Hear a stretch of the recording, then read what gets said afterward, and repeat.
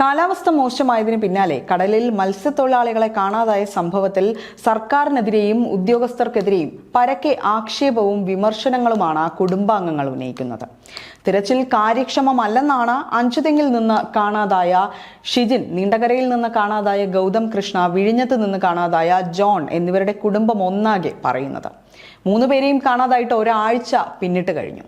കഴിഞ്ഞ ദിവസം ഗൗതം കൃഷ്ണയുടെ മാതാവ് നടത്തിയ കടുത്ത പ്രതിഷേധത്തിന് പിന്നാലെ ഇന്ന് നീണ്ടകരയിൽ തിരച്ചിൽ പുനരാരംഭിച്ചിരുന്നു. മുങ്ങൽ വിദഗ്ധർ അടക്കമുള്ള സംഘമാണ് തിരച്ചിലിനുള്ളത്. പക്ഷേ അപ്പോഴും 2 പിഞ്ചു കുഞ്ഞുങ്ങളുമായി അഞ്ചുതെങ്ങിലെ ഷിജിന്റെ ഭാര്യ എന്ത് ചെയ്യണമെന്ന് അറിയാതെ തുടരുകയാണ്. സർക്കാരിന്റെ ഭാഗത്തു നിന്നുള്ള തിരച്ചിൽ നടക്കുന്നില്ല എന്ന് ഷിജിന്റെ ഭാര്യ പറയുന്നുണ്ട്. ഇവർ തന്നെ സ്കൂബ ഡൈവേഴ്സിനെ വെച്ച് തിരച്ചിൽ നടത്തുകയായിരുന്നുവെന്നും ഭാര്യ പറഞ്ഞു. ഷിജിന്റെ സുഹൃത്തുക്കളായ സ്കൂബ ഡൈവേഴ്സാണ് കഴിഞ്ഞ ദിവസം കടലിൽ സ്വന്തം നിലയ്ക്ക് തിരച്ചിൽ നടത്തിയത്. ഞങ്ങളെ കൈവിട്ട മട്ടാണ്.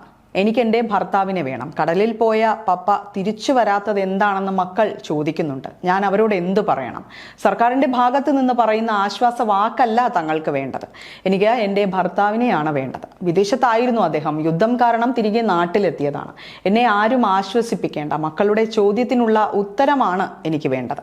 എത്ര ദിവസം ഞാൻ ഇവരോട് കളവ് പറയും എന്നുമാണ് സർക്കാരിനോട് ഷിജിന്റെ ഭാര്യ ചോദ്യം ഉന്നയിക്കുന്നത്. തിരച്ചിലിന് കാര്യക്ഷമമായ നടപടി വൈകുന്നതിനാലാണ് കുടുംബത്തിന്റെ പ്രതിഷേധം. ഷിജിന്റെ ഭാര്യയും മക്കളും ഉൾപ്പെടെയുള്ള സംഘം, ഒരു കൂട്ടം ബന്ധുക്കൾ ഇന്ന് കോസ്റ്റൽ പോലീസ് സ്റ്റേഷന് മുന്നിൽ കുത്തിയിരുന്ന് പ്രതിഷേധിക്കുകയായിരുന്നു. അധികൃതരുടെ ഭാഗത്ത് നിന്ന് ഒരു ഉത്തരം ലഭിക്കുന്നതുവരെ തങ്ങൾ റോഡിൽ നിന്ന് മാറില്ല എന്നാണ് കുടുംബം പറഞ്ഞത്. ശക്തമായ മഴയിലും കുടുംബം റോഡിൽ തന്നെ ഇരിപ്പുറപ്പിച്ചു. തന്റെ ഭർത്താവിനെ കണ്ടെത്തുന്നതിനായി നടപടി ഉണ്ടാകുന്നതുവരെ കുഞ്ഞുങ്ങളുമായി റോഡിൽ തന്നെ ഇരിക്കുമെന്നും ഷിജിന്റെ ഭാര്യ പ്രതികരിച്ചു.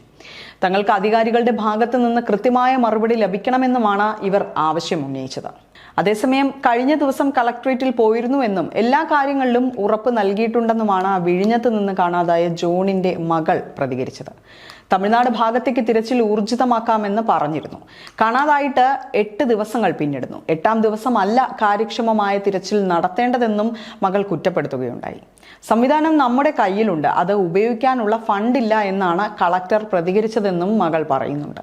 അതൊരു വാസ്തവം തന്നെയാണ്. കടലിൽ പോകുമ്പോൾ വീട്ടിലുള്ളവർക്ക് തീയാണ്. ഒരു കമ്മ്യൂണിറ്റിയുടെ ആവശ്യങ്ങളെ, അവർക്ക് അപകടം വരുമ്പോൾ സഹായിക്കാത്ത സംവിധാനങ്ങളെയാണ് ഞങ്ങൾ ചോദ്യം ചെയ്തത്.